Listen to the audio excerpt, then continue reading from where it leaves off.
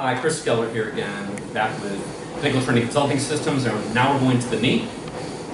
So we previously talked about the shoulder, some shoulder musculature and joints and how the body works and research. So when we look at the knee, I think the key thing to look at, remember there's a lot there. I'm going to try to simplify it as best I can, easy to understand. You have your patella, which is your knee bone or sesamoid, quad tendon, which is above, patellar tendon below. Your big bone is your femur, little bone again the tibia, and this guy again is the fibula.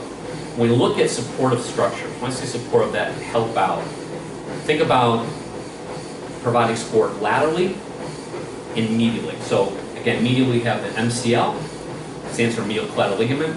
You've got your LCL, your lateral collateral ligament, and then inside you have your ACL and your PCL. Now your ACL prevents anterior, which means forward translation of the tibia on the femur.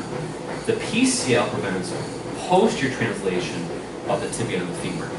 Okay? You also have a bursa on the top, that's the suprapatellar bursa. Down below you have what's called the peripatellar bursa. On the sides you can see in your manual, you have things called retinaculum, and that's basically connective tissue that provides support from a cobweb, not quite like fascia.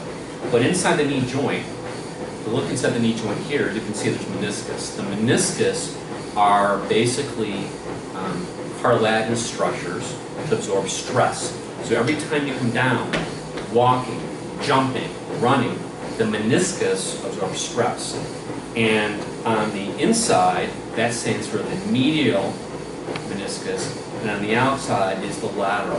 One thing you'll notice from a visual point of view is the size. The medial is smaller. It's a C, like a C-shaped. The lateral is larger. It's like an O. It's bigger. So, conversely, what the research shows, the MCL is thinner than the LCL. The medial meniscus is weaker along the outer part, that lateral zone, compared to the lateral meniscus. So, where people have more injuries is medial ligaments, medial collateral ligament and medial meniscus.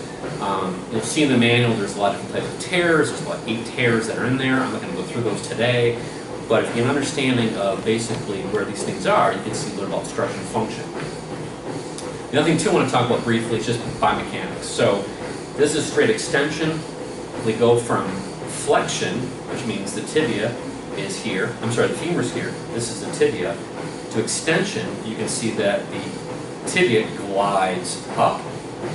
The patella slides up on the femur, and the ligaments here become taut. The other thing too to see is that the meniscus go up as well. Now if we go from extension to flexion, right, the patella slides down, tibia goes down, meniscus go backwards or slide posteriorly, and the collateral ligaments become flexed. All right? So when we think about movement, we need to think about how we move from the outside in and the inside out. Hopefully that can help you. On the back side, remember, is the hamstrings. Medial hamstrings are attaching from the ischial tuberosity along the medial joint line or medial femoral condyle. And you've got bicep femoris, which attaches along the lateral femoral condyle. Okay? I hope that gave you a little more insight into the knee. In the next section, we're going to talk about mobility, stability, control mobility, and skill. Kind of talking about why we need mobility for anything else.